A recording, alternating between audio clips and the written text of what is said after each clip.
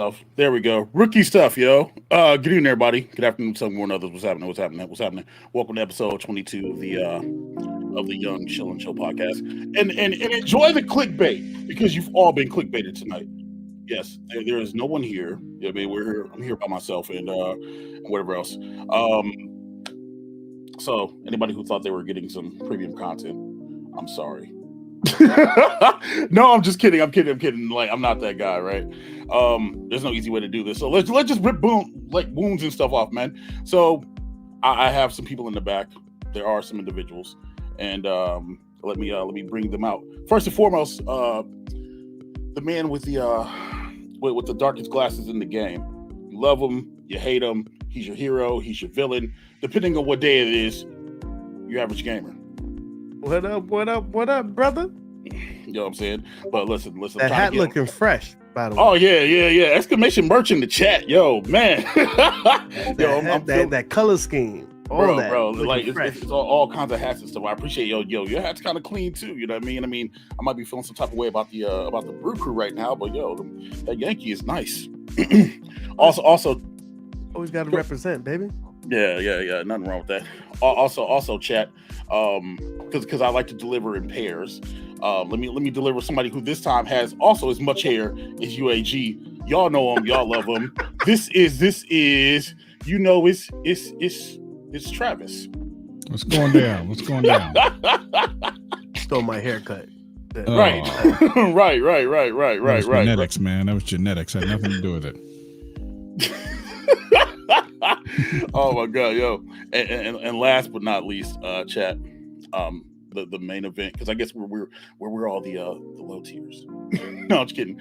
But and when you guys see him tonight, listen, there's a little bit of culture shock. I need you guys to understand that it's no solid color tonight. It might be Nerds or Skittles refreshed tonight. So remember that. But ladies and gentlemen, Retro Ralph. I have no idea what you're talking about. What's up, Mo? What's going on, guys? Oh my god, yo. What's up, brother? Sorry, chat. You know what I mean? First off, good evening, everybody who's here. Lewis Chambers, yo, welcome. A lot of new faces. Garage Gamer, yo, appreciate you, Garage Gamer, coming through the other day. Let's see who else is up in here. Blah blah blah blah blah. Yo, Chucky's here. MGK. All right, so first off, thank you all for being here. You all took time out of your schedules, and I appreciate that, for us to sit here and just and do nothing productive. All right, so listen, chat. For anybody who thought this was going to be some super deep dive into some kind of topic or whatever, maybe it might just be BSing for an hour. Who knows? But Zero Hero, what's going on? Yo, we need to have a discussion later, sir. I'm just saying. So you guys saw the title of the stream. I don't want to hold anybody up or whatever else. Let's get to it. So the idea behind this, and I'm just going to moderate tonight because that's what I'm doing. It's nice. 3 perspectives on the home arcade scene, right? And it's, you've got 3 different views on it. You've got Retro Ralph, the guy who pretty much convinced all you all to buy your arcade 1-ups and your at games and whatever else, right? But who's moved on to do better content, and not saying better like that, but I mean, like, with original things, with actual authentic arcades and doing something he's passionate about. Then from the other side of that, you've got your average gamer who is currently covering all of the home arcade scene, everything that's going on with at games, freaking iArcade, arcade 1-up, just not Toy Shock, because we don't do Toy Shock around. No here. one cares about that motherfucker. Right. You know what I mean? Like, nobody does Toy Shock. And then you guys might not notice it, but then you've got the third side, and I figure Travis is in probably the best position to speak about this, because you guys all say CT Jason and Twisted Chris have, like, or not Twisted Chris, but CT Jason and have the most freaking home arcades as far as like the 3/4 scales goes. But if you look at Travis's background, Travis has he's giving arcade 1-up a lot of freaking money. Yeah. Well, don't even forget, I got a whole thing of like the quarter scale, and even like all the way down to the keychain ones. Like, I got tons of them over there. Man, I seen his room on Twitter. I was like, someone's got an addiction, bro. I thought I was bad. I thought I was bad, dude. I had to like move some stuff in the living room or whatever else, right? And then every time I'm like, yo, I don't need another one. And literally, it's like WWTD. What would Travis do? You know what I mean? And I'm sitting there like, yo, how can I fit some more in there? Yo, How to Bachelor, thank you for the super chat, brother. Hey, yo. So that's kind of where I want to go from it, you know. And I guess, you know, we start with the OG, because ETA Prime's not the OG of this. I'm sorry. He might have won cabinet chat. I'm sorry. He's just not. So you guys have probably heard it from Ralph plenty of times. But for those who haven't, Retro Ralph, let the people know a little bit about yourself. For the rare occurrence of like, there's like 2 people who don't know who you are and what you do. Sure, yeah. So Retro Ralph, I started, you know, the YouTube thing in 2018, and the main motivator was I had always been into like MAME and emulation and all that, and then you know, I'm like, man, it'd be so cool to own an arcade cabinet in your house, you know, like legit have an arcade, and that's the one commonality of all of us, right? It was probably the main motivator was we want an arcade in our house, but is that even like attainable? And when these products came out, you know, one up, I was like, man, Street Fighter was my game. So I'm like, even though, yeah, you know, UAG, you know, I'm not the best at it, but not, as long as you have fun, right? But it was like, that's where it started. And the funny thing is I never really liked the arcade one-ups. It was just kind of like a means to turn it into what I wanted. You know what I mean? Because like, I was like, man, I can't afford, at the time I thought I can't afford to buy a real cabinet. It's too heavy, it's too expensive, the availability, I can't move it. So I was like, well, I'll just turn this into what I want. So it was always really about that. And then it kind of just like morphed into, well, why am I going to keep filling my house with these if I can actually have the real thing? Which that's a whole other subject, because it's not as easy as, oh, I'm just going to go buy the real thing. But there's a lot to think about if that's the direction you decide to go. So we could talk about that a little bit, I guess. Yeah. All right, your average gamer, UAG, it's your turn, sir. What made you get into this space? Funny that you asked that question, because one of the main reasons why I wanted to start it was Retro Ralph, and also a gentleman by the name of John Campia, who's a film critic, pretty big film critic in the YouTube space. So between those two things, my loves, I was like, man, I want to be able to do this and provide a voice for people who may look like me, sound like me, that don't have a voice in this community. So I jumped on that. I reached out to Retro Ralph and a couple of other YouTubers. In the beginning, I was like, how do I get to do what you do? And he said, man, just have fun, speak your mind, be authentic, and the rest will be history. And since then, that's what I did. And I love it, man. I really do. There's days like today that makes you want to question if you want to continue. But then remember, like I said, those people that don't have voices, I want to be able to be there for them, because, you know, who's gonna do it other than you, Moat? Look, apparently I only view one or two sides. You know what I mean? So the only side I will give everybody that I'm like, yo, just really, yo, toy shock. You know what I mean? So, but, you know, hey, it is what it is. And then last but not least, Travis, how did you get into this? How did you get into the 3/4 scale home arcades? You are all the muted, sir. I'm over here cussing out UAG. That's why. You won't be the first person today. That's okay. Yeah, no. So I mean, I grew up around arcades. I loved arcades growing up. I even worked at an arcade or two, and it's always been something that I've been kind of obsessed with. And I think, you know, when I was becoming an adult and I moved out, and I was like, I always wanted to get an arcade, and then I realized like they're thousands of dollars, at least at the time. I'm like, well, okay, I guess that's not going to happen. So when My Arcade came out and the little arcade games started coming out, I'm like, oh, that's cool, and I'll grab those, and those are fun. And I really thought that was going to be the end of it, like these kind of very small arcades, and I was happy with them. I was like, okay, put them up on the shelf, no big deal. But then when Arcade 1-Up came out, and Ad Games right around that same time, Arcade 1-Up first, of course, I'm like, whoa, this is, you know, and at the time it was like $300. I'm like, wow, this is actually attainable. Let me give it a shot. So I actually did like two or three reviews in 2018 on my channel about video game, but the Pac-Man, the Mortal Kombat, and then the Pandora's Box. So I have videos about video games on my channel, and because I've always loved them. So when I started seeing that they kept coming out, it was like, oh my gosh, there's another one, and there's another one, and there's another one. I need that, I need that. And the room that I'm in used to be my home theater. There's literally next to me a 100-inch screen and a projector back there that I can no longer use because I'm now in this room with an arcade in this room has come from a badass surround sound Atmos 100-inch screen 4K theater with 4 seats to an arcade with a desk. So it's that bad. You know, Travis, this is also a therapy session tonight, bro. Like, we need to talk about we tricked you into this that you making, bro. I know, bro. No, you're not just gonna glance over that, bro. But like, I've got a 100-inch freaking thing back there, and be like, yeah, no, but this Mortal Kombat in the background, bro. You know what I mean? Yo, hold on. Yeah. I want to see the video like 5 years from now when you convert it back into a home theater. So the idea is that hopefully I can eventually move this stuff into another room and then bring this back up. That's why I didn't take down the screen or take down the projector. So we'll see. Yeah, Yo, that's Zero definitely said I keep waiting to see an episode of Hoarders featuring arcade one-ups. Is that a plea for like, yo, we need to start at Travis's house in his studio? But you know, it's not. I'm not as bad as some, man. Like I listen. This room is reasonable. I saw those shelves, and there was like mini arcades stacking on top of each other. That is true. And it is true that I'm here and I can literally touch the spinner on my 12-in-1 right now. I'm spinning the Glenn's Retro Show spinner on my 12-in-1 right now. So it is close. They're very close together. Yo, how much did Glenn just pay you to plug that?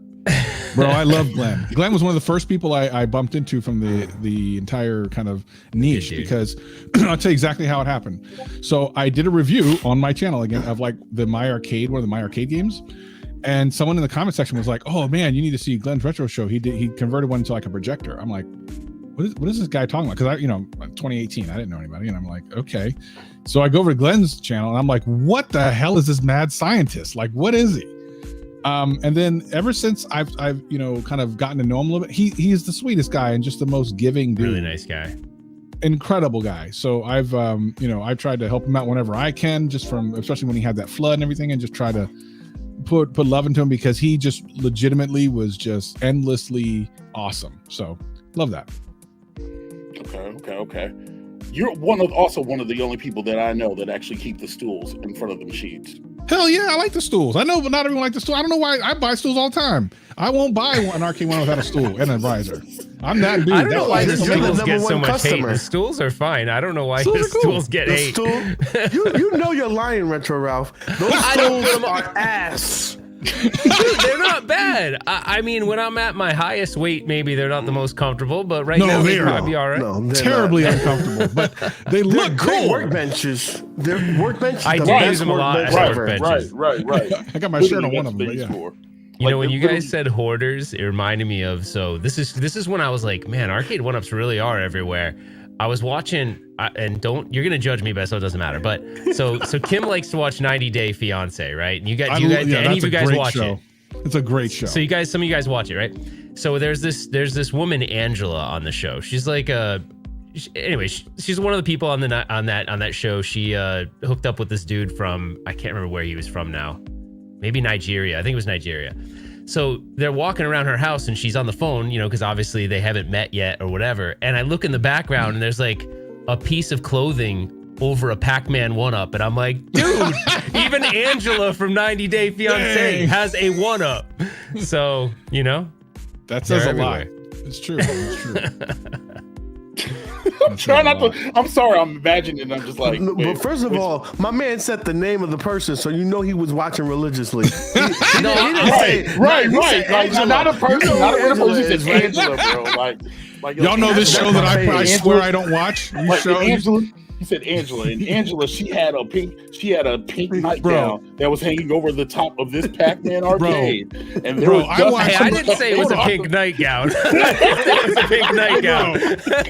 Look, no BS. I've watched almost every single season of that and the spinoffs, and I didn't remember her name. That should tell you something. Thank you, Travis, for jumping on board with me. I appreciate it, buddy. It's odd that you knew the person's name and everything. And I believe the husband was from Nigeria. He was. His name was Michael, and he was from Nigeria. They're a great couple too. I love them. They're awesome. Real quick, Ralph. You want to answer to that? Ralph is married. He watches what Kim watches.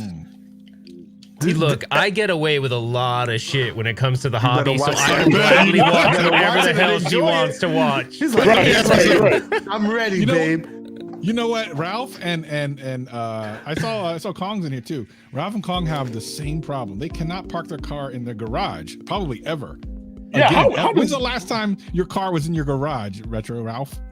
Mr. Retro Ralph? Almost a year ago, and my wife this was like a couple months ago, she goes, "Hey, I just want to ask you a question." She wasn't mad or anything. She looked cool, like she was in a chill mood, and she goes, "I just want to ask you a question. Do you think I'll ever park the car in the garage again?" And I go, "No, probably never." And she goes, "All right."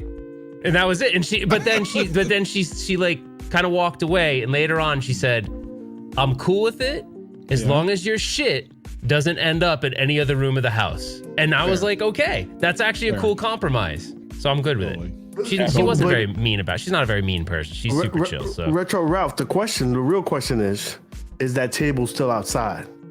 no, I cleaned up the table. It was outside for about a year. So Travis always gives me crap for not finishing the KI, and that table was out there when I was working on the KI control panel. And that table, it was like a workbench. It stayed in front of my front door for a year.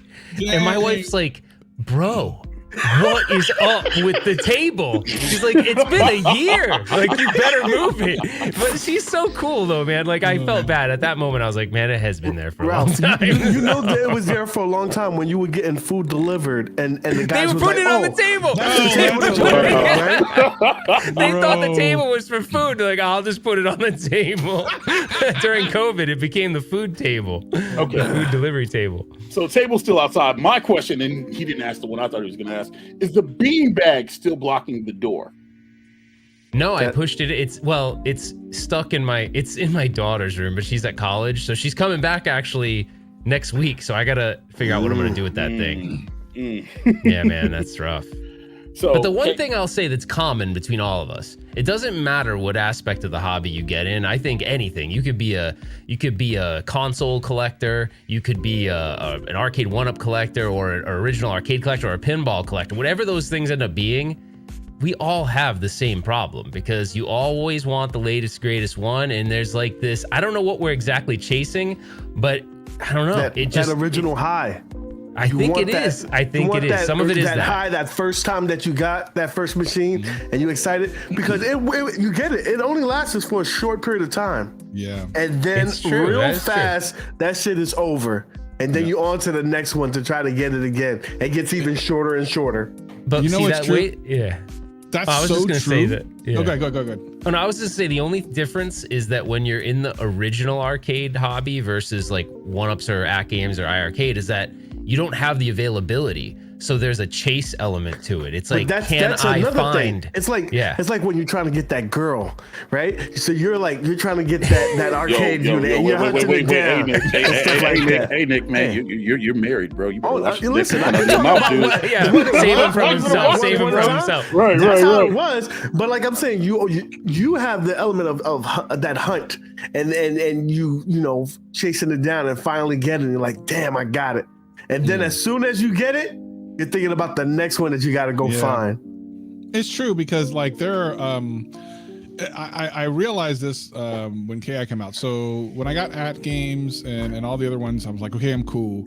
And then they were like, KI's coming out. Now, up until this point, I was pumping a PC through my at games to be able to play KI and Tekken and Blitz, right? Nice. And so that way I had everything. I'm like, I'm done. Then they're like, well, KI's coming out. Okay, shit, I gotta buy that. So I'm gonna buy that, right? And I'm gonna play the hell out of it because I play the hell out of it on my at games. I got it. I loved on it. I was like, this is the badass. In the back, that thing had been turned on in a couple weeks. And it's not because I don't like it. I love it. It was one of my pinnacle, like, you don't know how much time I spent in KI back in the day.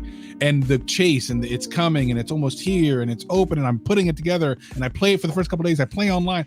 Oh my God. And then it can never stay that way. Now the next thing is like, when that Blitz comes out, son, I'm never getting off that thing. And it's going to be turned off for 3 weeks too. And I'm like, why?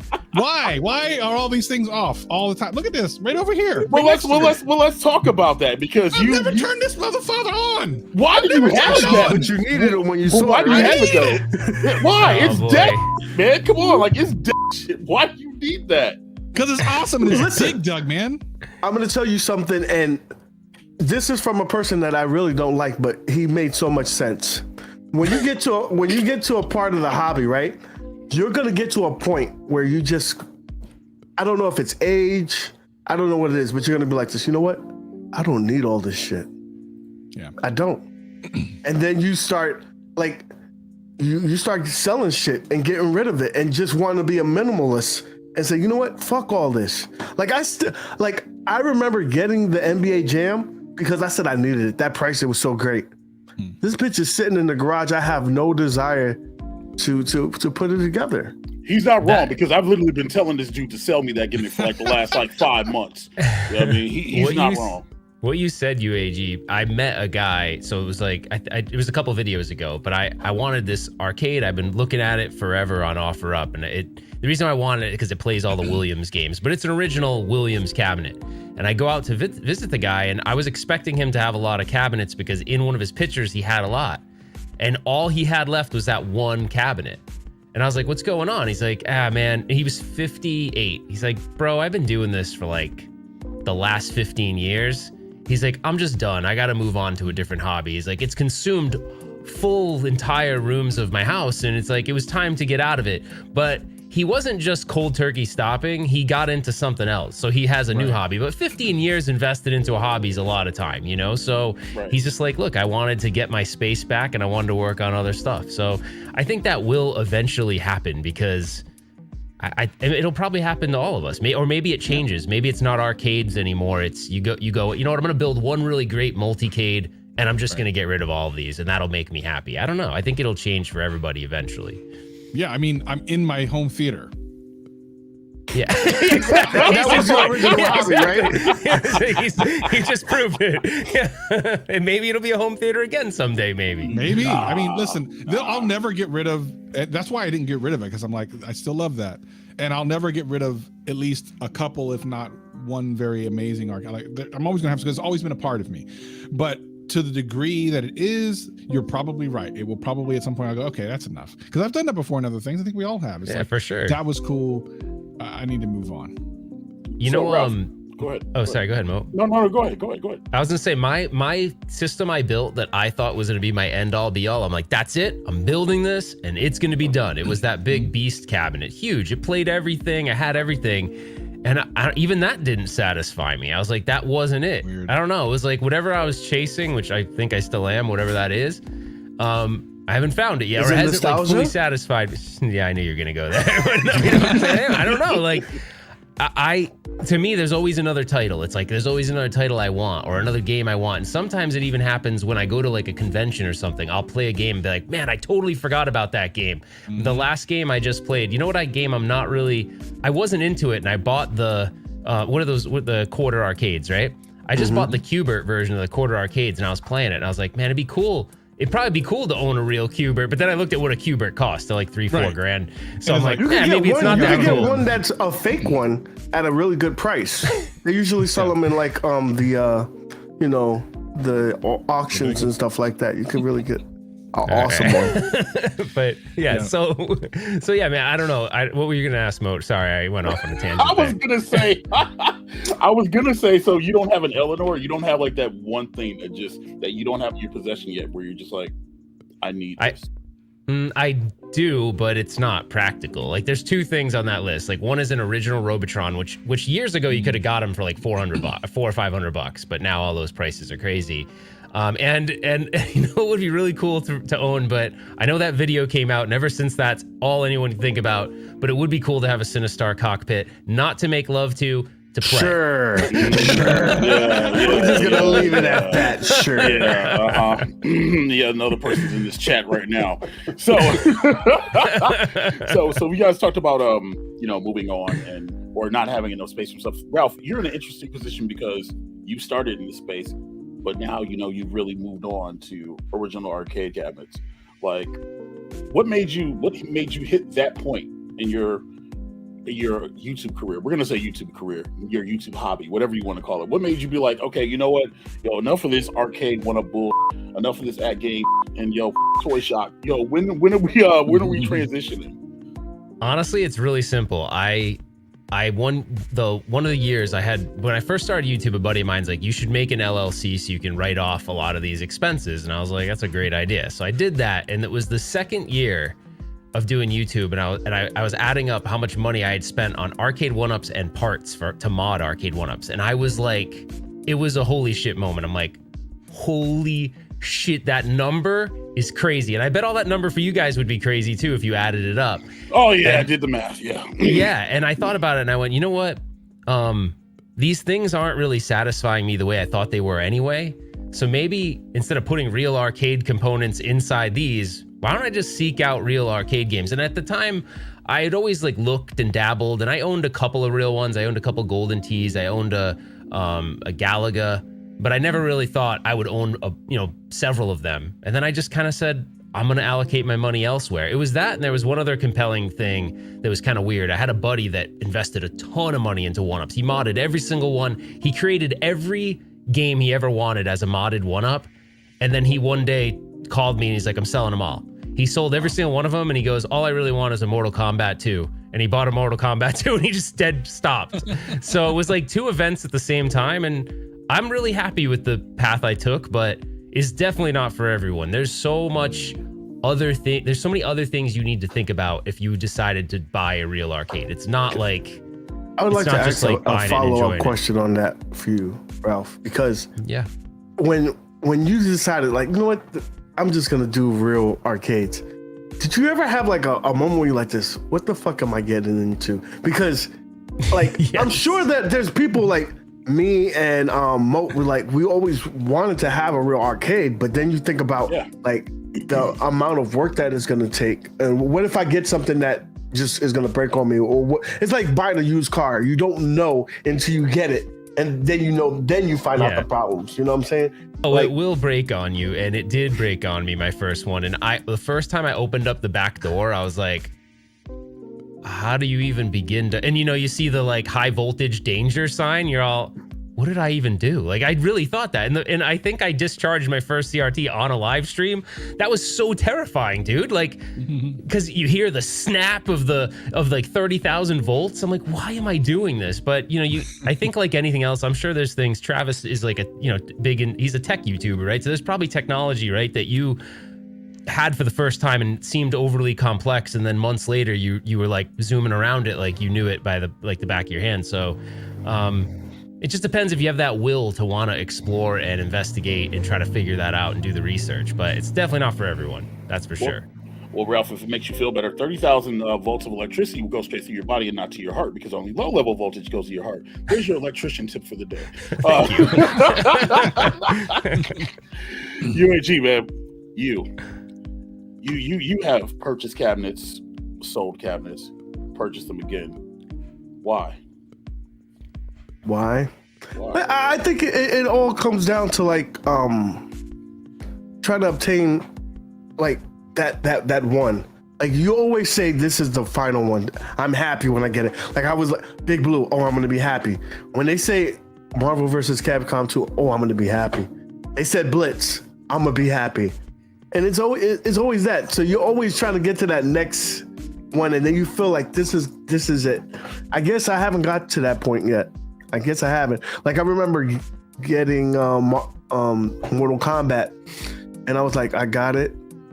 I'm gonna mod it, and then when I mod it, I'm gonna be done. And I did that one mod, and I'm like, this, I never want to mod again. This is it. This is perfect. I don't need anything else. And then something else happened.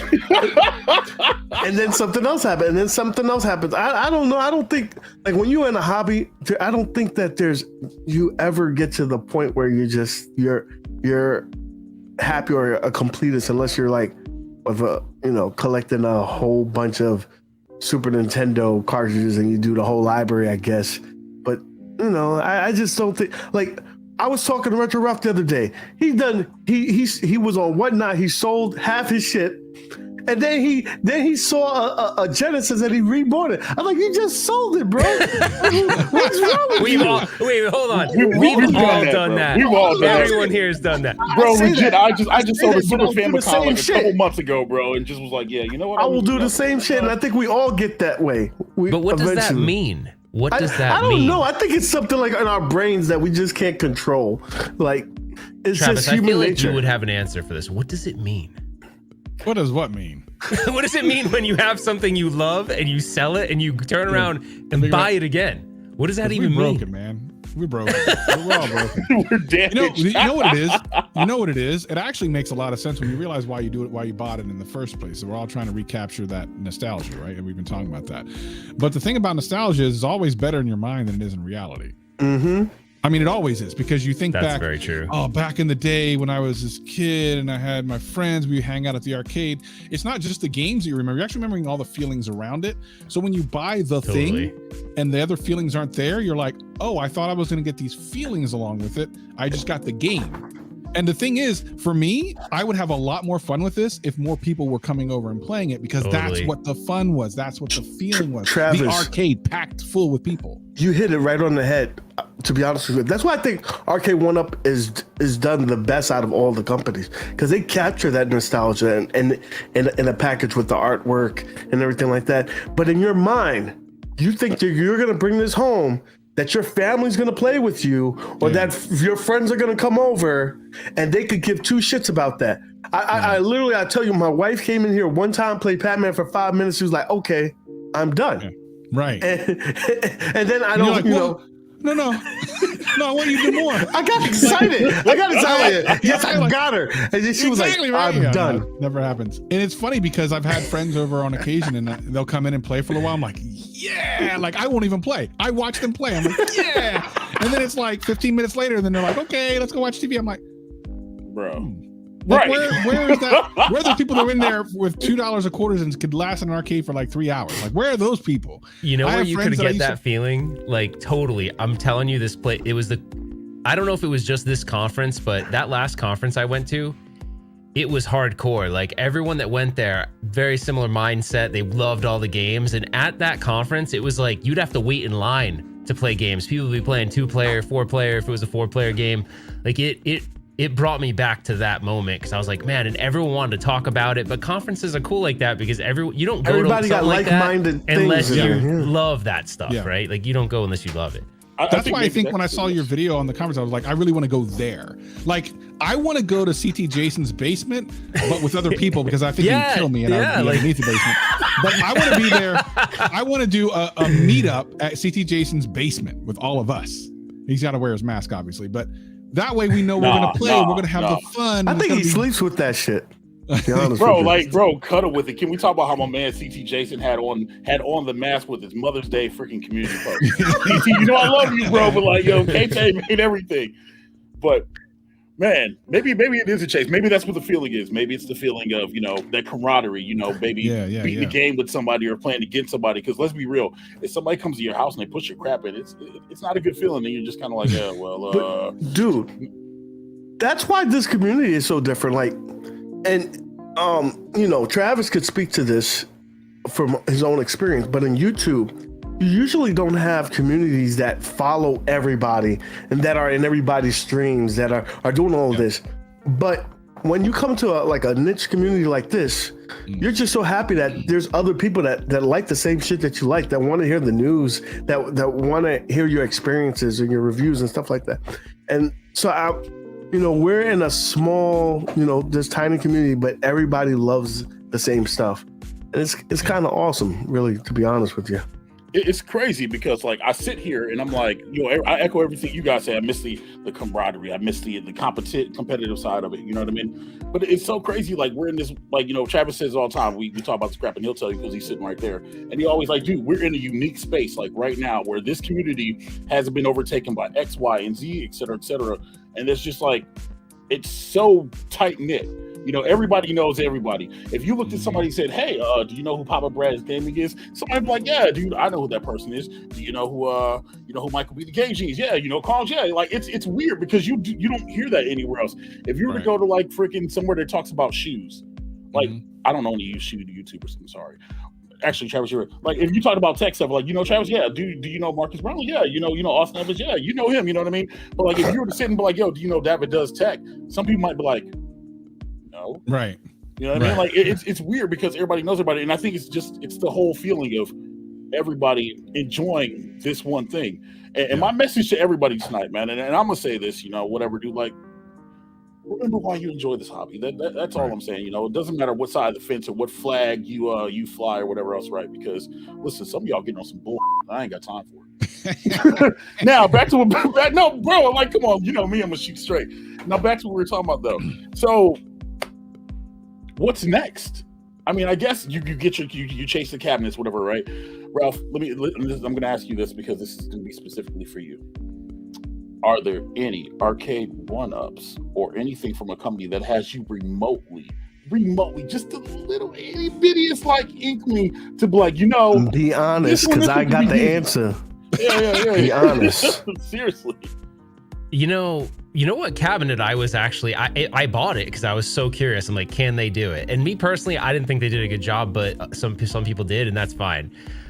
I bought the freaking Terminator, and I was shocked that I bought that cabinet because I own one. I have a Terminator, right? So why would I buy the one-up one? And for me, and I get it. There are people that were like, I don't have the original Terminator. I haven't played it in like 20 plus years. So for me, having it kind of ruined it for me because I was like, oh man, it's just not recreating it for me. But if they did, there's a couple cabinets that if they considered doing, I might. The thing is, I've tried to put them next to real arcade machines, and they just don't look right next to real ones. I almost feel like Joe Sabo has a separate room where he keeps his one-ups. I almost feel like it'd have to be a separate space because they just don't look right next to him. I don't know. Ralph, so right now, and I'm going to, panel. I feel like he's going to give me shit about something. Oh, I'm going to give you some shit. Right now, you have $100 on your fingers, UAG. Would you say he got Cheetos over there? Was that Cheetos on the other hand? Why does it look like you got Cheetos? What is that? Maybe. You never know. Okay, why you got to call a fat boy out, bro? I just saw it. I'm like, what is it? Go ahead.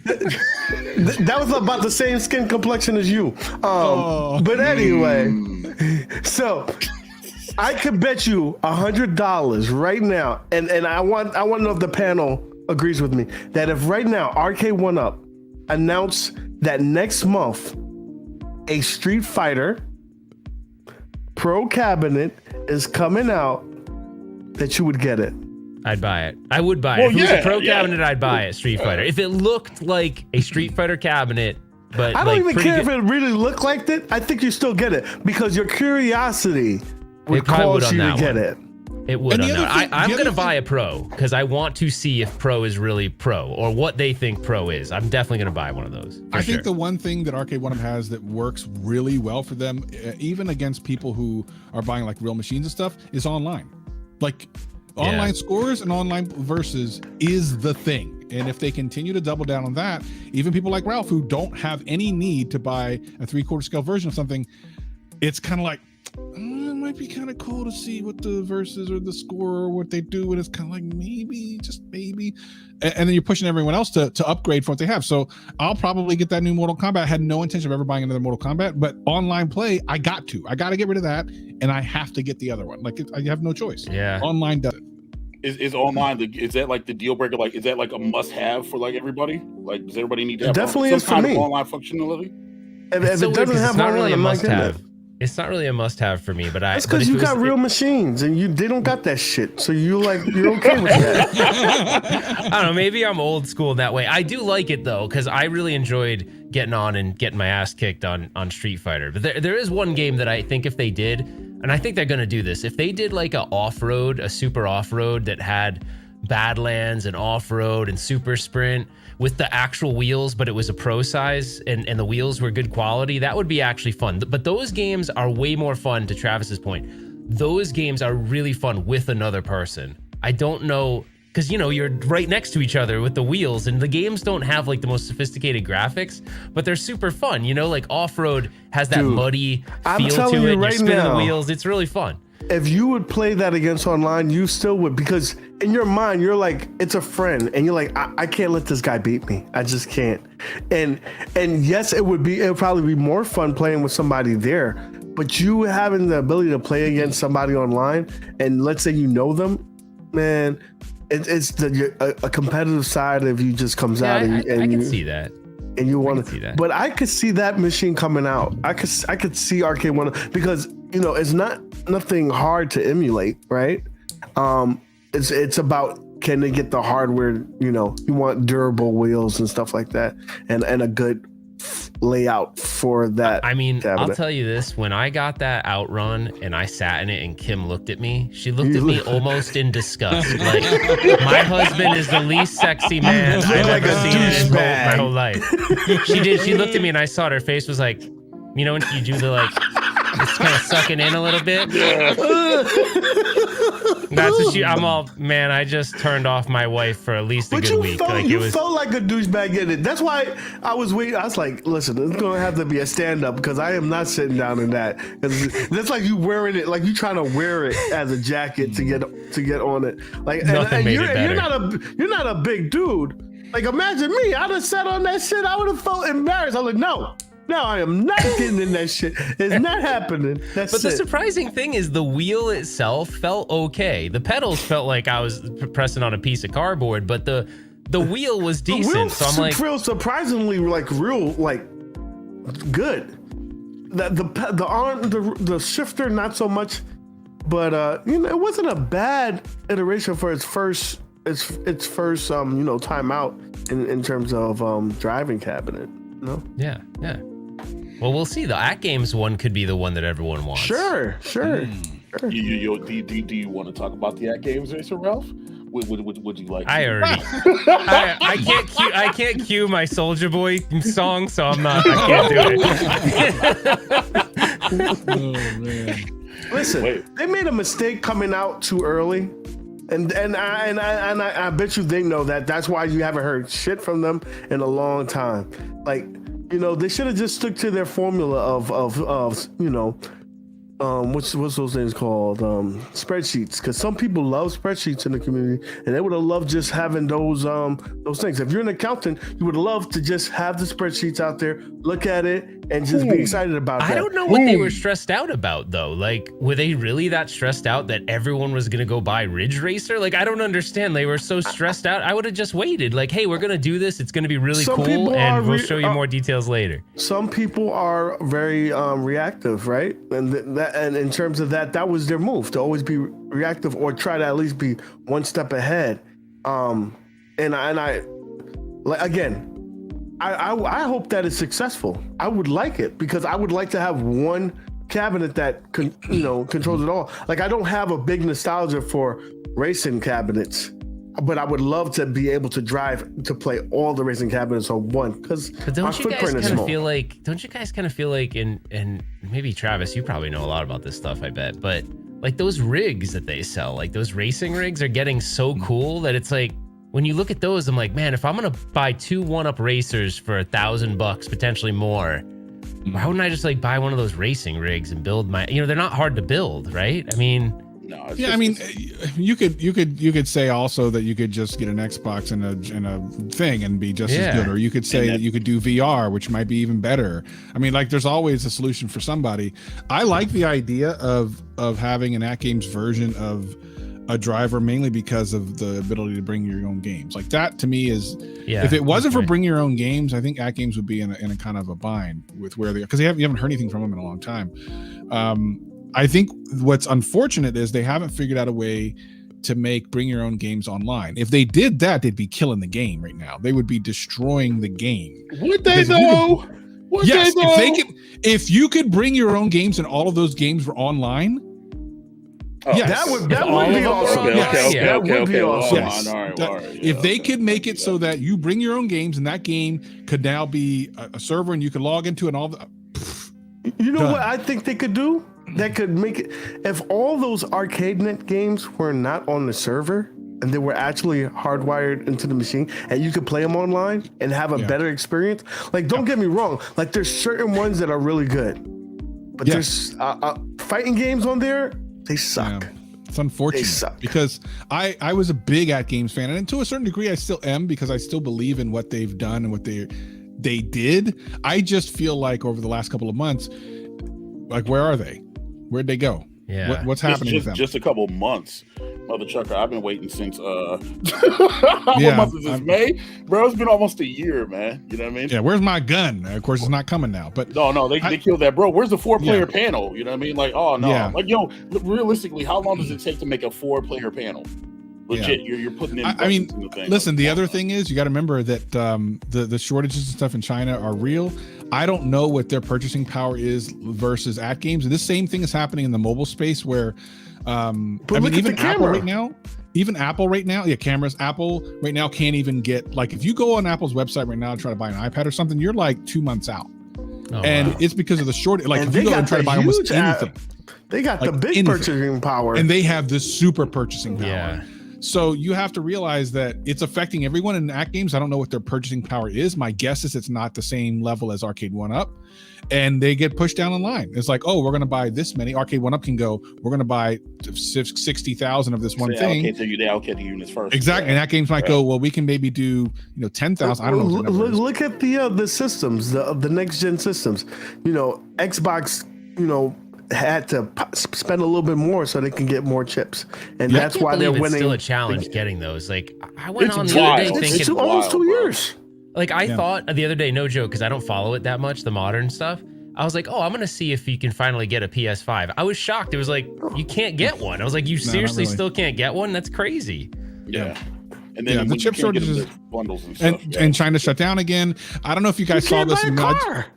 But I just saw that today that there's rioting type things going on in some of the factories in China. And this recent, like over the last just week or two, because if you don't know, and I found this out years ago when I watched a documentary about a Walmart. People in China, a lot of people in China that work at factories, they live at the factory. Now, because of which is kind of crazy if you think about it. Imagine living at your job.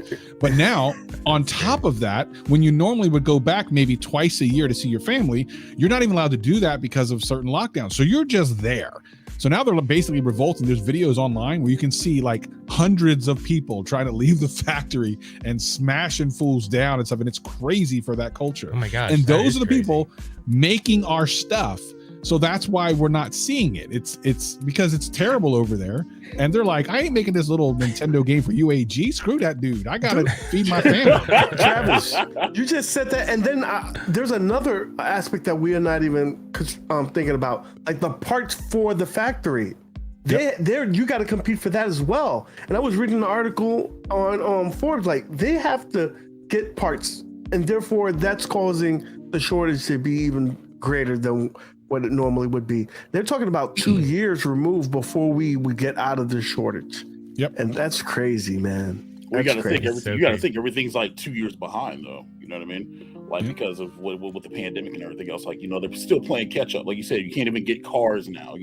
Like go buy a used car right now. Legit, it's like a 2016 freaking. They're giving you like 30K. It's like mother truck. I only paid 18 for this. Bro, last year when it was at its height, I sold my 4.5-year-old vehicle for only $2,000 less than what I paid for it 4 years before. Oh, that's like crazy. Yeah, I got so much money for my trade and it was ridiculous. That's unheard of. But you had something that you could buy at that time, right? Like now you probably could do it and then you wouldn't be having anything to buy, right? Like you'd be like, we'll take it, but we don't have anything to sell you. Exactly right. Well, remember at the beginning of the pandemic, you couldn't even get. I remember people at work were like, "Hey, man, hook me up with a setup." I was like, "All right, you're gonna need a cam link," and they're like, "They're out of stock." I'm like, "What do you mean? You can get a cam link, no problem." You like literally couldn't get a cam link anywhere. I'm sure you can now. Not at all. Yeah. Not at all. Yep. Now everything's at a premium. Think of what you want, and you got to put like $40, $50. It's crazy. Sometimes almost double the amount. Doesn't that kind of shock when you think about all this stuff considered? Isn't it kind of crazy? Not that I want to give props to 1UP, but how the hell are they managing to make a lot of these cabinets still, despite all this crap? I'm amazed. I'm shocked at that. But does that make you think that a lot of this stuff was already in the pipeline? it had to be. Like See, I don't think that. I think they're, because of all the old boards and parts they're using, that stuff they actually have. So like, oh shit, you want to buy like 7,000 these old ass cell phone chips? Yeah. Hell yeah! But how about like,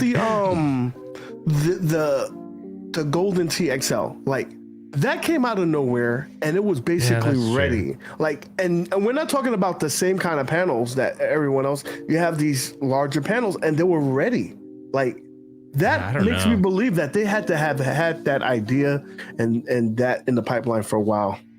Yeah, to be able to come out. Turn that stuff around very fast. Yeah, I think it's just one of the things where you just buy a bunch of stuff. Like Killer Instinct's a perfect example of that, where like it's pretty much just the legacy mold. Yeah, you know what I mean. That's pretty. So maybe that's just what it is, where it's like there's an idea, they want to do this in 6 months or 8 months time, and then they just cut a bunch of pieces out. And you're just laying over like a vinyl or whatever else, man. Maybe that's what it is. The other thing is, and I don't know that this is the case. This is just a complete hypothetical for something like Killer Instinct, which I'm still super glad that Arcade One Up came out with it. It's still one of my dream machines. I never would have thought I would have owned one, so I'm super happy that.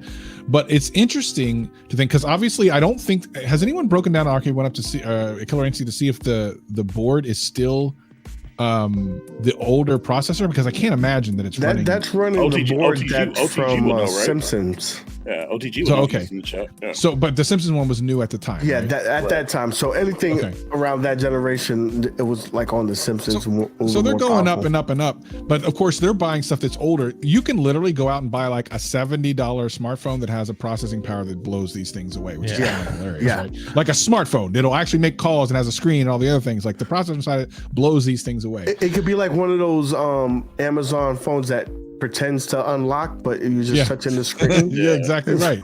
And I'll tell you, man, it doesn't. Yeah, it's insane. But the thing is like you think, okay, they're trying to make as much work as they can with those, because those companies are willing to sell those, like to everyone's point, and get rid of them because they're not used for anything else. Like these products aren't used for anything else. Like, oh, these retro arcade guys. Yeah, go ahead, take them. We got those. Take those. So it's interesting. We got to think that PCBs are just like almost like single board computers, you know what I mean? Where like that stuff has to get printed out, you know what I mean? Like, so that takes time to manufacture and whatever else, right? So I think that's kind of more of the difficulty with it, where like we have something like iArcade where it's just, you can download, you know what I mean? Like the stuff's already there, and then they can just you can just pay for it on the storefront and then download it to your thing. And I think that's kind of the thing that Arcade One Up is like kind of struggling with, you know. And then like you just said, $70 phone, probably with some kind of OTG adapter or whatever else, you can pretty much probably run anything. 100% you can. But the other thing is, Arcade One Up has proven that their strategy works, because I'm pretty sure they're more popular than iArcade and AtGames put together. And the difference is, while iArcade and AtGames might be better values because you can play more games on them, the sales of AtGames and the fact that you can, like, Shaq is dealing with them and they're on Pete Davidson had, like, the fact that they're everywhere shows that the nostalgia of the system that looks like the thing that they used to go to is stronger than the common sense of buying a one machine that will literally play all of those games. Yeah. Travis, I was with you until you said Pete Davidson, because then I was about to don't disrespect Pete. He had a bunch of them. Don't disrespect Pete. He's with the baddest chick. He is with the baddest chick. So don't go that way. But, Travis, I got a question for you. Like, okay, we all, you know, basically criticize One Up for the chipset. Like, it's nothing to write home about. But we also have to give credit to One Up with the engineering aspect of it. Like, for them to be able to run Killer Instinct on that shitty ass board is something, you know, that and have Simpsons to be able to run and have them to be emulate the voices and stuff like that. They spend a lot more money probably on the end of engineering, like to get these things to run and to run optimally. Like, and again, they're not perfect. No, look at T2. They're not perfect, but for the most part, they'll be able to run this and pretty much smoothly. Like, it's crazy. They need, what you content creators need to do is get a contact over there at what was the name of the company that's actually making the software? What's the Mystics? Code Mystics, and do some interviews with those guys and be like, how hard was this? What did you have to do? Like, what kind of now that the games are out, it's not like a big secret, right? You can they can probably tell you some. I would watch that. I want to know what they had to do, and I would love to know, do you think it's powerful enough to do X, Y, and Z? Stop writing down shit. Stop writing down shit. And at that moment, Travis just gave like 4 content creators content. I see your face lighting up. You was like this. Oh shit! I'm about to kick him in. I'm about to kick you in your leg. Okay, hold on, bro. I hope you're not talking about me because let's be real. I'm talking about you because I saw your face. You were like this. Mother trucker, I picked up my glasses lens to wipe the crap off my ass. Bullshit. I saw your face. Look, bro. Anybody who knows me knows, like, yo, like, I'm not covering anything that I don't care about. So when that Dragon Ball I know you care about that. Care about that. Nah, don't lie, bro. You was like this, yo. You know that's a good idea, bro. No, because I like that. Okay, so check it out. I did so when Travis said it, I was like, you know what? That's a good idea, but that's not an idea for me. You know what I mean? Like that's a good idea for somebody. That else. Is true. Someone who's more analytical and wants to be all proud with it. Because if I went there, legit, the first question I'm asking is like, so yo, Code Mystics, what's next? No, not even anything like that. If I go to Code Mystics, I'm like, so Arcade went up. Do you guys enough of a bag to add in spectator mode? Like I'm that guy. Like I'm gonna kick up all kinds of random crap for no reason. You don't want me interviewing Code Mystics. You know, it's a reason. Let's be real. It's a reason why like. In this home arcade community, I will not be on certain shows because either like because you don't know what's going to come out of my mouth and I don't have any chill. I feel bad for the Unicode guy. I didn't mean to do that to him. It just happened. You know what I mean? So no, but it's a great idea. Travis is absolutely right. Travis, you should do that. I ain't gonna do that. He's like, man, I got too much shit to deal with. Unless stuff has changed, it's really only 3 companies. It's Code Mystics. Yeah. It's a company out of LA called To Do Games. They're the ones that always love any cabinet that has that bilinear filter is To Do Games because they love that thing. And then I think there's one more. I think Digital Foundry. So it's Digital Foundry, Code Mystics, and To Do Games. I think it's Digital Foundry. Is it? No, not Digital Foundry. I don't know. The third one, I'm not sure. But To Do Games, I definitely Ocean. know. I think it's Ocean something. Oh, Ocean. The one with the funky logo. Yeah, I know what you're talking about. Yeah. But like the Pac-Man 40th, that was To Do Games, and they had like a whole lineup of games they were doing for 1UP. So that's the weird thing. That's the huge difference about like 1UP to At Games is At Games has engineers. You know what I mean? Like they have engineers in Taipei. They're technically kind of more of a soup to nuts company when it comes to being a gaming company where like Arcade 1UP doesn't really make anything. They just they send their ideas out. They're the middle guy. So it's so different. They're the middle guy. They deal with this, they deal with that. They're like, listen, I got an idea. They're like the project manager, and they're like, I could get this person to do that and this person to do this and put it together and boom. And don't you think ultimately that's kind of like going to be their limiting factor is like, what do you want to be? Because the community judges them like they're a video game company, but they're not. Right. Like they're not a video game company at all, but the community judges them like they are. Ralph, me and you spoke about this so many times, right? And then so I was thinking about doing something on that, and I looked at it, and if you look at their history, 1UP when they were Coco or whatever tastemakers, right? All they did was like, this is what's popular right now. Let me throw it out there and let's see if it sticks. And if they stick with that toy or whatever license they had for a couple of years, and then they moved on and stuff like that. Yeah. And you alluded to it too many times, like maybe Arcade 1UP wasn't supposed to be Arcade 1UP. They came out with it. Oh, I don't think so at all. It just blew up. See if it works. Oh, it worked, and they kept on working, and they were like, you know what? We got something. Let's stay here. Yeah, it would have been a Tastemaker's brand, but they blew up, and they're like, holy shit, our identity should be 1UP. This thing's making a ton of money. Like that's our new identity. If you go to their website, it goes. It's just 1UP now. Yeah, there is no like. I don't even know if there is a Tastemaker's. There is Tastemakers, but it redirects you to 1UP. So therefore, it is 1UP. Yeah. They're like, shit. This is where we're at. This is where we're staying. Let's put all our eggs in the basket. But when they do that, they should say, okay, we need to be held to the standards of like a tech company or a gaming company. But isn't this? But aren't we still in the? Like, let's be real about this. This whole scene is still in its infancy. You know what I mean? So I don't know if we really have the gauge to like, yo, this should be the standard. You know what I mean? Like, so when people talk about, oh well, this monitor or these buttons or this panel, you know what I mean? Like, it's still so young. I don't know if we have a standard. It's not like an authentic arcade machine where it's like, okay, this should be like this. The line should, you know what I'm saying? The color should be like this, et cetera, et cetera. This is still so young that it's building. At some point, we need to stop being apologetic and be like, they have to have some kind of standard. Like, I ain't apologizing. I'm just saying in general. Like, I say the community. Like, we all like, we love them, and we're like, okay, like, we always like, they're not this, they're not that, and I'm probably one of the people that do that the most. But at some point, we should be like, you know what? Yeah. There should be a standard that there should be. 100%. Like, we should all expect that when a product comes out, that their firmware is legit, that all high scores are saved, that this just supposed to work. Like, I understand there's going to be hiccups along the road, but there's, it has to be a standard. Don't you think to do that, they need to buy one of these companies that are actually producing the games, because they don't control that. So let's say they go to Code Mystics and they do a bang up job. The thing is money. Everyone loves it. And then the next cab, like, we're going to do it with To Do Games. And To Do Games, like, does the bilinear filter and does all the things we hate, and doesn't do like a lobby system or whatever. So I feel like they almost have to have that. That has to happen in order for them to be consistent. They have to be a game company. Don't you say like, okay, here's my list. I expect there to be a lobby. I expect this to be done. And you could tell these two. No, I agree with that. So you're saying their criteria list of what the game should have should be standard, so that no matter who's making it, like, it has to be this way. It has to be at least that. I get that.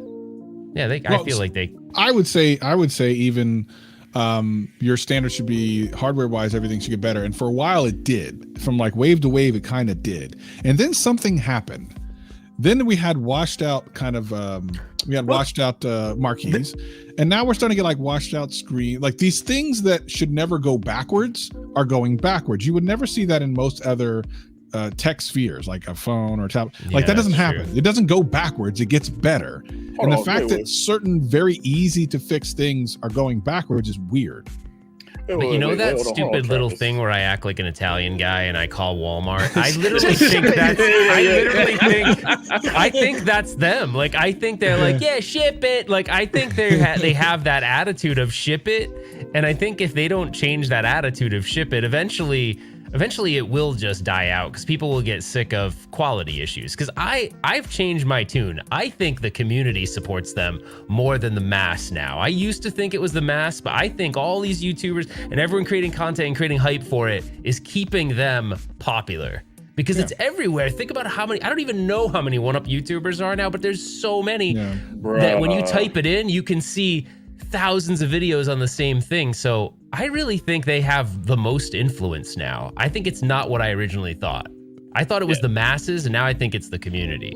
I could be wrong, but that's just the masses have to get their views and opinions from somebody. So anybody who's listened to my opinion, I'm sorry in advance, but it's from a JD guy like me. But I think people watch 10 videos. They'll go watch. Don't they do that with your stuff, Travis? They'll watch you, and they'll watch like 10 other people. Right. Yeah, I mean, and that's literally the way it goes, Now, Travis, to your comment about things not going backwards, can we talk about the Galaxy S4 going backwards from the S3? I mean, how many decades ago was that? He's holding on to that because he bought that S4. I don't know. I was mad. Yeah, bro.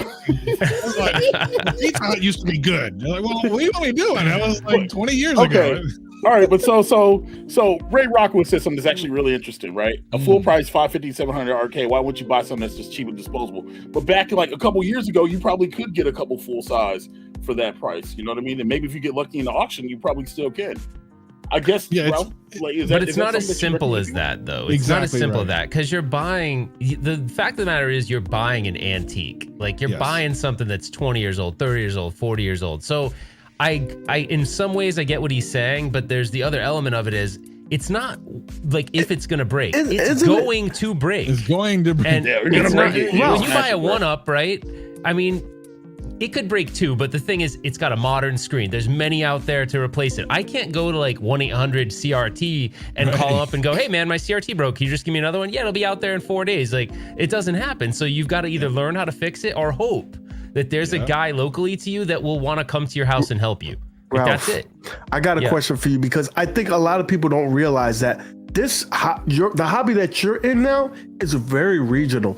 Your price is totally different from my price, and then my price is totally different from someone like freaking Stringer Film finds fucking shit for $50. Yeah, where if I look it up, Bro. I can't find nothing near me that's under 1,000, working or not, and doesn't matter what kind of machine it is. Like Stringer Films can go out there to the Deliverance house. You know, there's people that look like they want to murder him. He slips him $50, gets out of there as quickly as possible, and he's with an arcade. Over here, I'm in the Southwest. Stuff's expensive. Like all of the, and you know, you have the whole mystique around captain's auctions, and then the banning auction, and all that caused prices to go up. But like you go to somewhere like where Justin is in Iowa, it's super cheap there. I don't know why. Maybe because there's absolutely nothing to do in Iowa, so there's an abundance of arcade games. I don't know. Well, I mean, come on, it's Iowa. I think Kitz is like the first person. I think Kitz is like the first person I've seen on the YouTube space that actually admits that they're from Iowa. I've seen other people like other people like, no, I'm from one of the Dakotas. He's like you got to name Iowa. Like the closest real big city and be like, I'm from there. Like I'm just an hour away from that that big city. No, so I get what he's saying, but it's a totally different animal. You have to be cool with wanting to fix them because they're gonna break. They're heavy.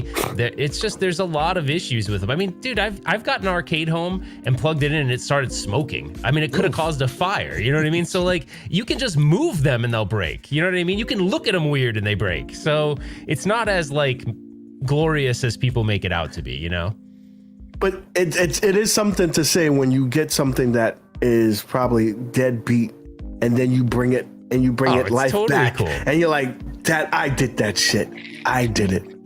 Fuck and that." That's totally cool. And nothing beats going up to that machine. Like I'm not a huge Simpsons fan, and I just got that Simpsons arcade, and I walked up to it, and I was like, "Dude, I kind of hate the Simpsons, but this looks badass on a 25-inch CRT, like right in my face." Yeah. So you know, there's things that you can't reproduce, but the thing I think is cool is this hobby that's kind of sprung up has made it accessible, and it never really was accessible unless you wanted to build something yourself. Yep. So that is cool, and you can't take that away from it. Yep. Yeah, I remember looking at Dream Home Arcades here in central Wisconsin, and they built one for a popular content creator, streamer, King Italian. It was $4,000, legit for a multi-K, $4,000, bro. And I was just kind of like, yeah, no. You know what's craziest? Like, you know what the craziest thing about that is, Mo? Is that almost all of those, there's not one game on them that's licensed. It's just, and there's tons of companies that do it. It was like a huge and PC with like this hype spin build in it with like Wiimote functionality and sending light guns. And I'm like, but I think that's the other thing that Arcade 1UP has an advantage over like in that games or an iArcade. And I hate saying it like this because, you know, sometimes less is more. You know, let's be real. The ugly, you know what I'm saying? Big Bertha behind you. I call mine Big Bertha, UAG. I don't know what you call your Legends Ultimate. The ugly chick. You know what I mean? Yeah, right. So Big Bertha, you know what I mean? Like, you can have a bunch of games. Hell, even the Bobby Voo thing right behind me that's running Sonic Adventure 2 right now, right? You know what I mean? You got so many games. How do you just pick something to play? You know, it's kind of like, yo, that's the thing that plagues multi-cades all the time. If you have too many, you'll just scroll and then you don't. You just not even play. You won't play. You got to do it like D-Love. You go in there, you set like 20 games, and this is my vertical, this is my horizontal, and that's it. Like, cause that's one of the things. Like, the reason probably my Legends doesn't get as much love as it does. First of all, it takes like 10 years to get to the part that I want to get to.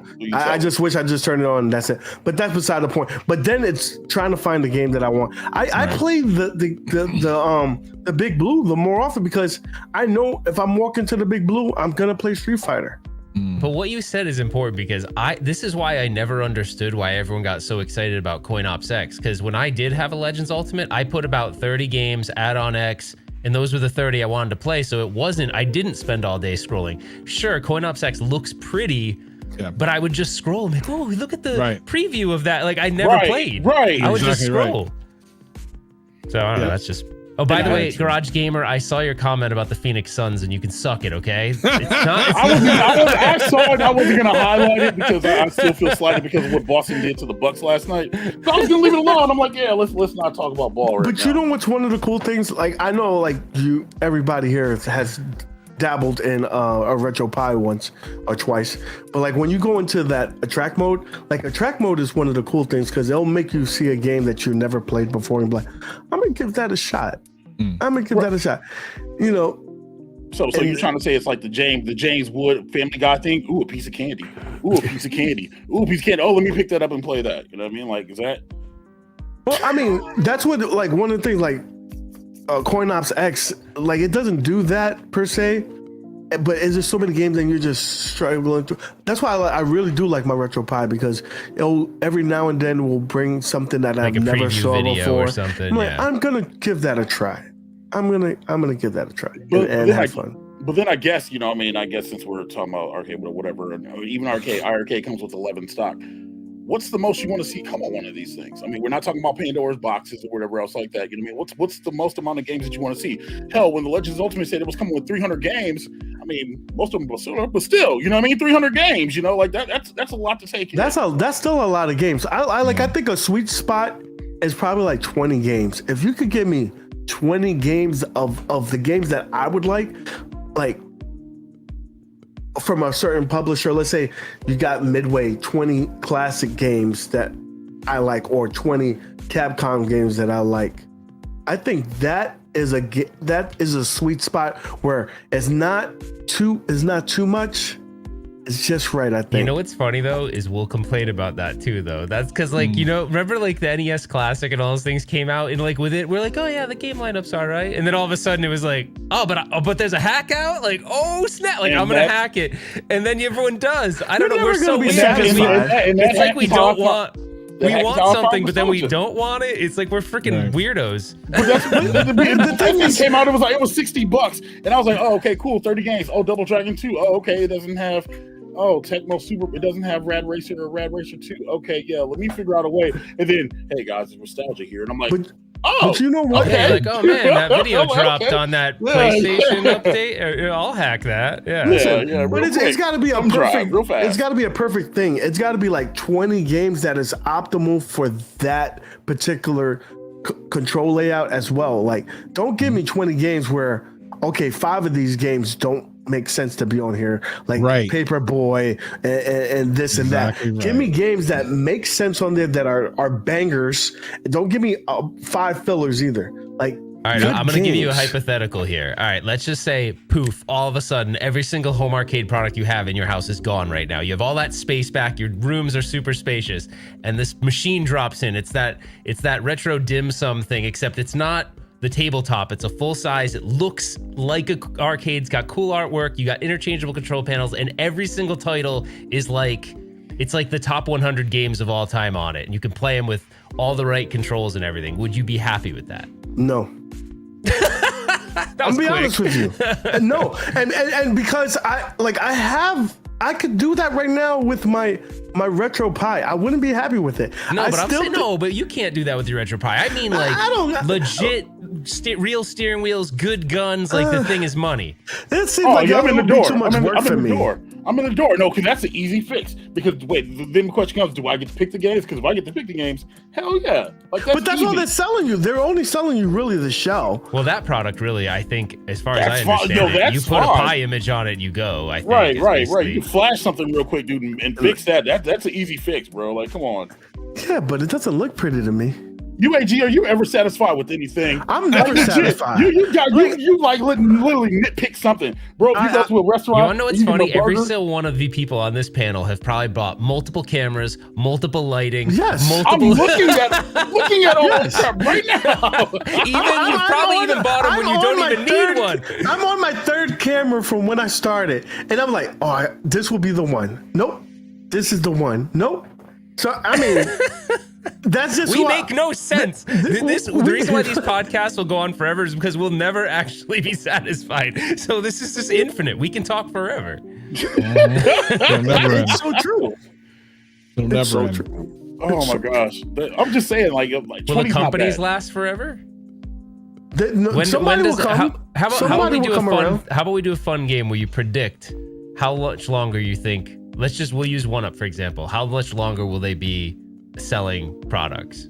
You know, that's a strange question because I don't think anyone knew that they'd be doing as well now. If you asked them 3 years ago, and the reality is, and this goes for the YouTube channels and everything, this niche and this kind of idea of being able to have a home arcade is still unknown to the vast majority of people who would want it. There is still a huge number of people who were in arcades in the 80s and 90s who were there all the time and have no idea this stuff exists yet. And it's just trickling out here and there. They're seeing AJ Styles have it and like, what is that? Of course, it's AJ Styles. He has that, whatever. And they're seeing it here. Pete Davidson, okay, who cares? He's famous. Must not be a thing. Then they walk into Walmart and be like, what is this thing? You know what? And then those people, as it gets to be out more and more, there's still a ton more people. There's still a ton more of those people. That's the reason why. Wonder, like this community's put a lot of money into. I mean, collectively, it would be an amazing stat to think about collectively how much money. If you think about like everyone that's very active in the community, how much money we've put into that company. Yeah, it's a dumb amount of money, but the hardcores in any for anything are always putting in the most all the time, right? But that just gets it going. Once it hits mainstream, which Arcade 1UP is kind of close to that. I mean, they're really kind of there. If they're having Shaq doing their promotions and stuff and signing a deal like that, you're kind of there. I think that's where they get the bigger numbers. I think Arcade 1UP still has the wow factor. Like you could still go into a Walmart and like I did not when I bought the Simpsons cabinet, someone actually came up to me like, "What is that?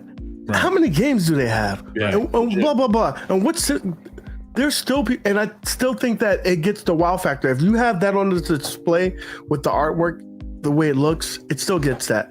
And for that reason alone, I think that they have the ability to have the longevity for like maybe 5-10 years. I still think they can still do that. You know what'll be the mark of whether or not Arcade 1UP is going to do well is if they ever get kicked out of Walmart.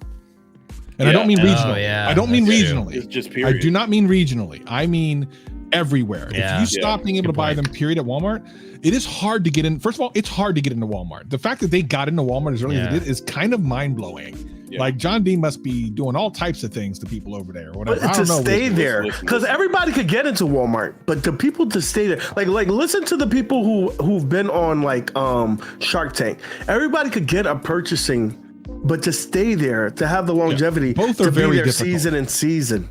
Right, because shelf space is very difficult to fight for especially in Walmart. If they ever get booted from there, that is going to be a massive that'd be a big blow to them. So I'm going to agree. I'm going to agree with Rex. I'm going to agree with Rexer on this. I think that they'll survive by just selling Pac-Man.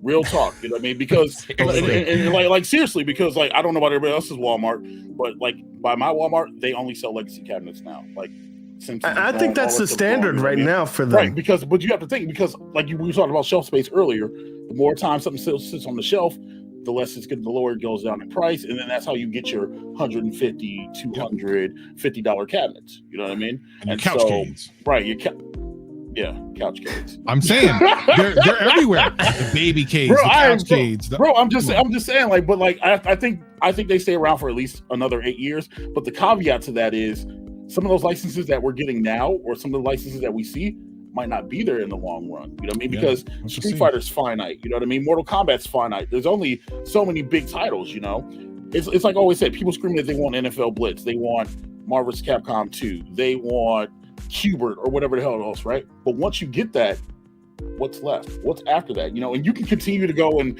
increase to Model 2 and Model 3 and whatever else, right? But that's also going to increase the price point. And then when you start increasing the price point, hell, they're $700 now. KI Pro is probably going to be $1,000. Like when you start getting into like that higher price point, like when you start getting into the thousands, bro, like when you're like, hey, if this thing is about to be more than my mortgage, like dude, like come on, at that point.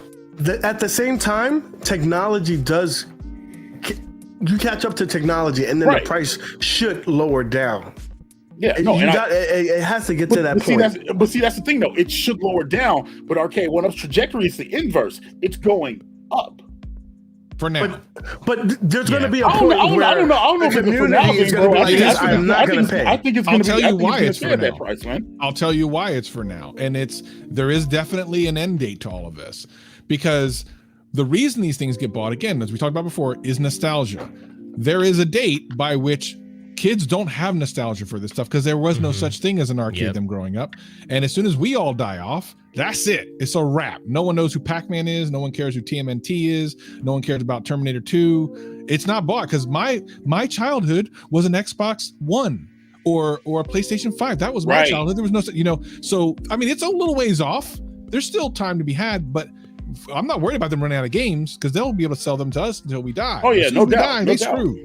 I think the later games though, like the ones they were gonna do that were like, when you start pushing into like the 2000s period of arcade games, I don't like that's when arcades started to kind of die out. So I don't think I think they don't make those games because they know they can't mass sell them. There's no nostalgia for those. There's zero no nostalgia for that. Like Ridge Racer, I'm shocked that there was nostalgia for. I played that on a PS1. I never once saw that in an arcade. But that's why I think if you look at the majority, most people didn't want that shit. Right. Like I'm like, Ridge Racer, who the fuck want that? Was it because it was Ridge Racer nostalgia, or is it because people wanted to say they had a new racing cabinet?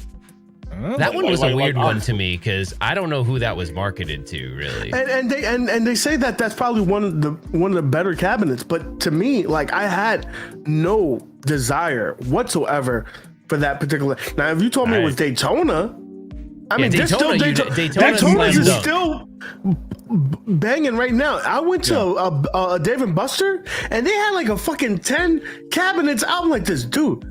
This is like a 10-year, almost like how old is that retro Ralph? It's about 25 years. Yeah, that's old. And it looked pristine. They could sell a box that went da da da da da da da da, and you'd fucking buy it. Sorry, and you'd buy it. So, I would if it was just a singing box with the theme song. I mean, those games are super nostalgic. So sorry, I swore. I didn't mean to. No. I've been cussing all night. It's all good. 499 I don't. I do have a beat. You're right. Mark my words. Arcade One will eventually give it and have a digital store. They have no choice. I have to evolve or die. John D said in one of my live streams a couple weeks ago, Console Fanboy, that it takes too much to even try to get that set up. And the return that they do on that, bro, it's not even worth it. They're not at the amount of cabinets to make it sense. Right. You know what I would buy if they made slam dunk for them is you partner with Zen and make a good pinball machine, a good one that has the horsepower for it. Make a legit digital pinball and then just have Zen do the marketplace because they already have it. So have Zen do an online marketplace where I can buy any Zen pinball machine I want. I'd buy that. I got one of the accidents, the 150s, right? And I'll tell you this, and this is no lie. Damn it, Garage Gamer. He's killing me. I have the freaking score up right here. So. Yeah, my ESPN keeps going off. If a person never played Zen pinball in other way, like on a computer or one of the like a PS5 or something like that, that is not a bad unit. It really isn't. But once you played it on something else, it's hard. It's hard to go back. So yeah, the if you played it full res, 1080p or 4K, the average person, that's not bad. It's not a bad experience. It's just that, like me, playing it on a PC or hooking it up to my ad games, I'm jaded because I've had that experience. But the average person who just wants to turn it on and it works right, it's not a bad experience. So I think they need to hold out for a while till the technology catches up and they can give you a 1080p version of it. As of right now, I'm like, it's kind of. As much as I'm not buying these products anymore, I am curious. Like, I wish I had a crystal ball to fast forward 5 years and see, like, do they just continue the same formula and just sell cabinets and everyone just keeps buying them with new titles, or do they somehow evolve into something else? Like Console Fanboy had an interesting super chat about evolve or die. I don't know what side of that I'm on. I kind of feel like part of me is like, yeah, they kind of do need to evolve or die. Like, because there is a point where Rexer said, "Oh yeah, they could keep doing Pac-Mans and stay afloat to just keep the business going."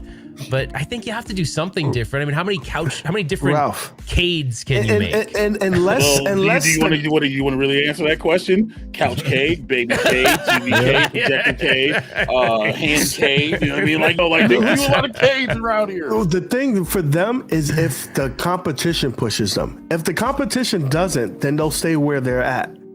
I think At Games dies when PK retires. I think PK is almost out. He's trying to go out with a bang and produce all these awesome things. I think that guy, when he's gone, not the dead gone. But do you think that there's another company? Do you think that another company is going to eventually come into this thing and do it the way they do it?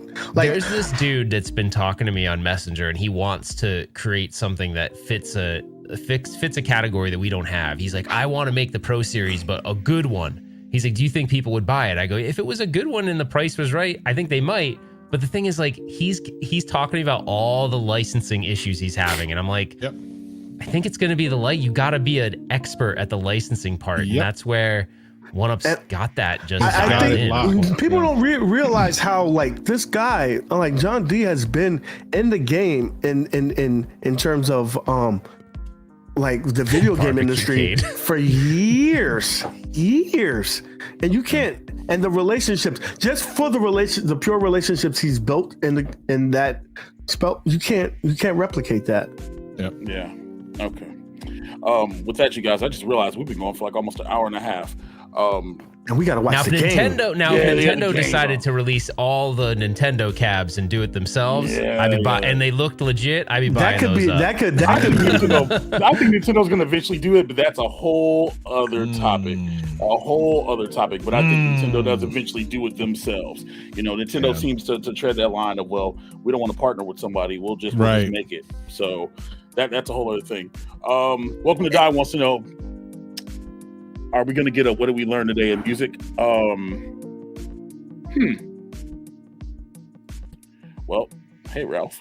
Nah, man, I've retired from it. I can't do it anymore. I'm like, I don't know, Oh, dude, no. Too late. I can't do it anymore. I really can't. I don't know what it is. I'm kidding.